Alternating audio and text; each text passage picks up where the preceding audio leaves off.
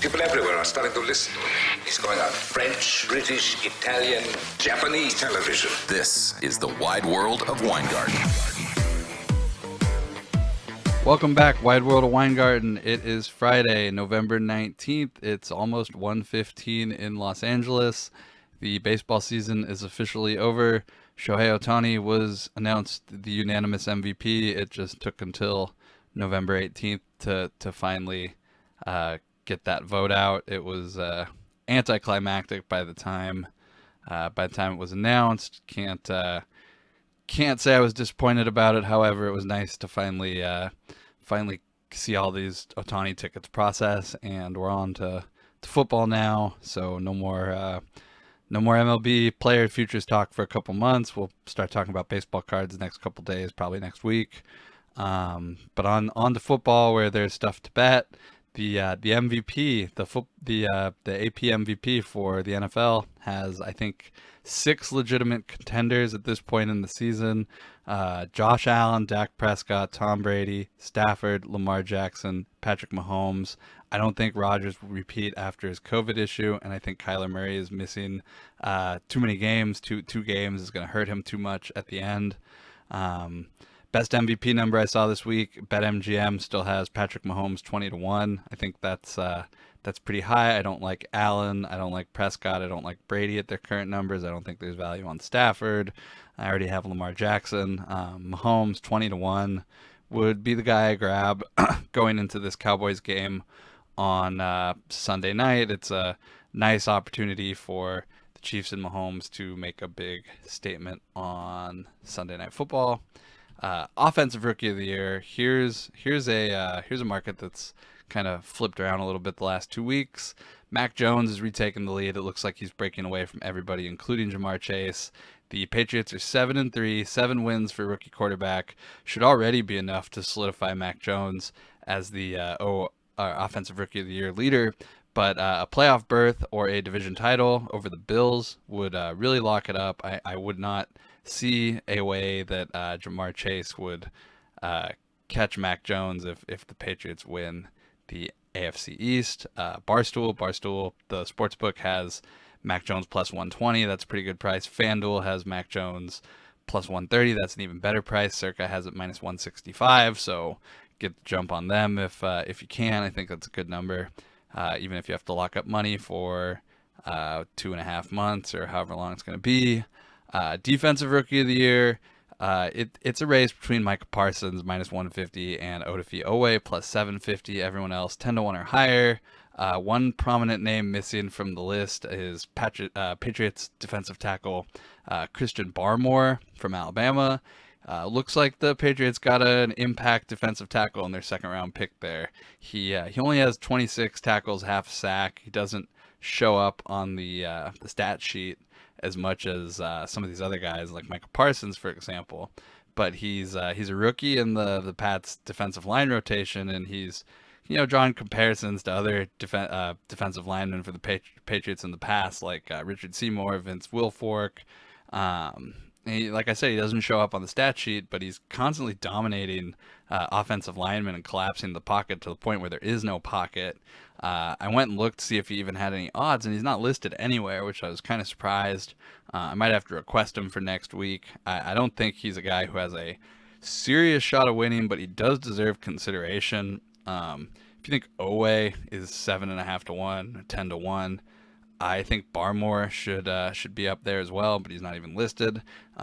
Offensive Player of the Year, another market that a lot of books have that nobody really knows how to book, and the smart books don't even put it up. DraftKings has Cooper Kupp plus 110, which is great, but historically only 3 receivers have ever won the Offensive Player of the Year, and 2 of those were Jerry Rice. So you really need to put up elite numbers to win this. And I don't know. I think Kupp with the Rams coming off these back-to-back poor losses, it's not a great bet at plus 110. James Conner plus 1,800 is the other guy at DraftKings. They have him and Devontae Adams as next 2 favorites.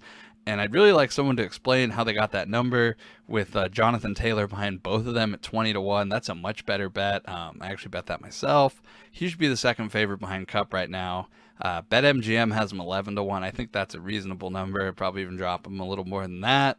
But he has almost double the rushing yards as James Conner. He's the leading running back in the NFL right now with Derrick Henry sidelined.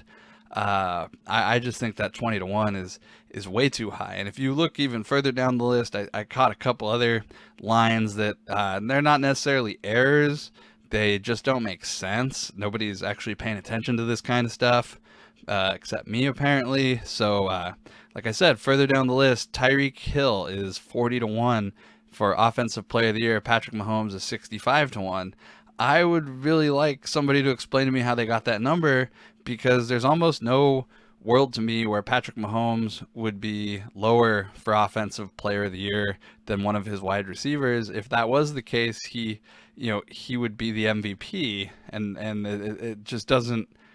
I don't understand how they made that number. You can't have a wide receiver ahead of his own quarterback for an award unless the quarterback is guaranteed to win the bigger award, which would be MVP. I don't get it. So Jonathan Taylor, excuse me, is the guy.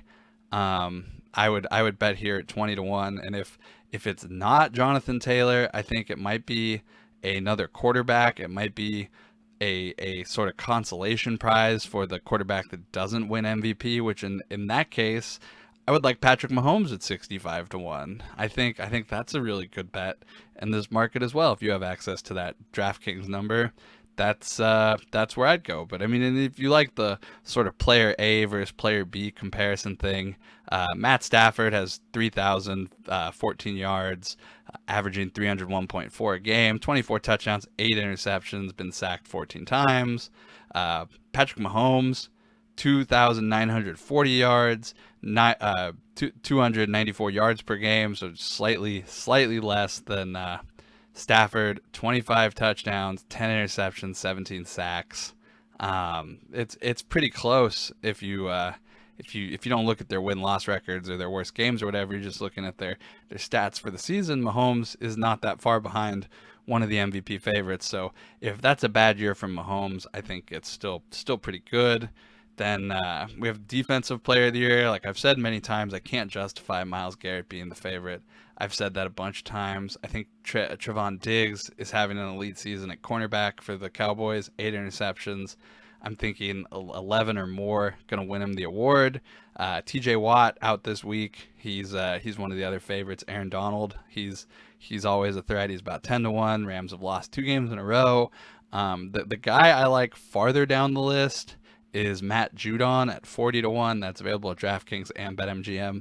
Judon has 10.5 sacks through 11 games.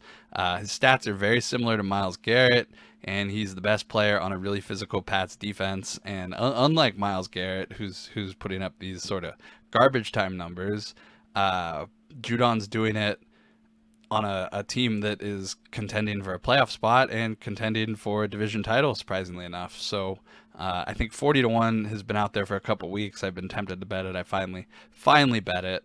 Highly recommend that bet this week. Patriots heavy futures week for me.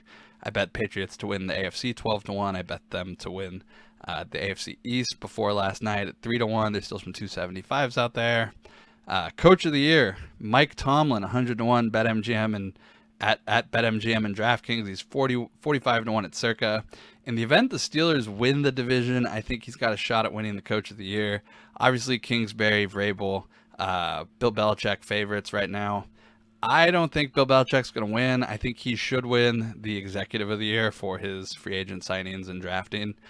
Coach of the Year, I mean, it's sort of like demeans Bill Belichick to give him Coach of the Year. He's coach of the everything. He's the best coach in the NFL. Once again, he put on a clinic last night against the Falcons. Shut down Kyle Pitts. Made the Falcons try to beat him with their other weapons, which they don't have. 25-0 was quite the blowout. Although I wish they didn't score that last pick six. That was unfortunate for the alternate under 20 that was so close to winning. But back to the Steelers. I see them longest odds to win the division. Still 625 at Circa, 650 at DraftKings. I don't hate it. Let's see how they play versus Chargers this weekend. I did bet the Steelers +6, so We'll see. I think Steelers are live for a playoff spot. And then over in the golf world, second round of the RSM Classics finishing up. I don't have any pre-tournament selections in contention.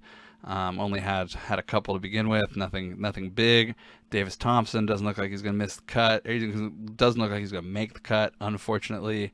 I did add some Zach Johnson at 25-1 late in the first round. He's currently still out there about 20-1, sitting tied for 6, 10 under, trailing the leader at 13, Taylor Gooch. Johnson entered the weekend in strike. He's entering the weekend in striking distance, and he's a member of the club where the RSM Classic's being played, and he happens to be 4-1 in playoffs as on the PGA Tour. So I'm picking Zach Johnson to win on his home course in a playoff this weekend. I wouldn't be surprised if this event goes down to a playoff, either way, with or without Zach Johnson. I want to say he was about 175-1 before the event started. Should have probably paid more attention to him there, but better late than never. Over in Dubai, the second round of the DP World Tour Championship is over. John Caitlin in a three-way tie with Sam Horsfeld and Shane Lowry at 10 under.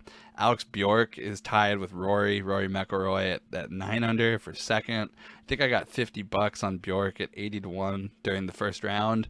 So we'll see how he plays in the third round. I'm not super excited about his chances, but he's down to about 20-1. It's nice to see him in contention with the leaders. They all tee off around 1 a.m. Pacific. Colin Morikawa sits at -8, traded as high as 10-1 in the second round. Now he's back to about 5-1. I think I saw 565. Wouldn't be surprised if this turns into a Rory versus Morikawa sort of event down the stretch, similar to the CJ Cup at the Summit Club in Vegas. Similar desert style course, so I wouldn't be surprised to see the two best golfers in this field ending up competing with each other for the win down the stretch. But hopefully Alex Bjork hangs around. I'm not going to get too excited about that. But beyond that, I didn't see any of my guys in contention, really. Christian Ben Hoot had a good first round, bad second round, so that's over. Minwoo Lee, he's out of contention, tied at 3 under. But his sister, Minji Lee, is only one shot back and tied for second in the CME Group Tour Championship on the LPGA Tour. So that's nice for the Lee family, I suppose. I have a little bit of money on Minji Lee live. I didn't talk much about the LPGA Tour Championship. We'll probably talk more about ladies golf in the future. Over in college football, I bet Southern Miss, Louisiana Tech, under 48.5 tonight. Most likely I'll target some alt unders there as well. Then UL Monroe, LSU under 57.5 on Saturday. On Sunday, I like the Steelers +6 I mentioned. I see it moved to 5.5 at a couple books already with TJ Watt, Minkah Fitzpatrick, and Joe Hayden all out. I'm interested into diving in more as to why that line moved today. I haven't had a chance to look. Hopefully Roethlisberger's playing. I assume he is if there's line movement on the Steelers on a Friday like that. But light college, light NFL weekend for me. Probably, hopefully, last time you hear me say that. I have futures to cash and collect, so I'm more concerned with that than I am with trying to win a little bit more on the football this weekend. But I will probably look at props and the other stuff I normally look at. Cam Newton starting for the Panthers. I kind of like that game. I kind of want to lay the points. I want to lay the points with Carolina there. I don't think there's value on a Cam Newton first touchdown though. I saw 8-1. That's on the low end, especially for quarterbacks. So I'm out there. But we'll see what the first touchdown markets look like this weekend. I'll probably tweet out anything I got that's good.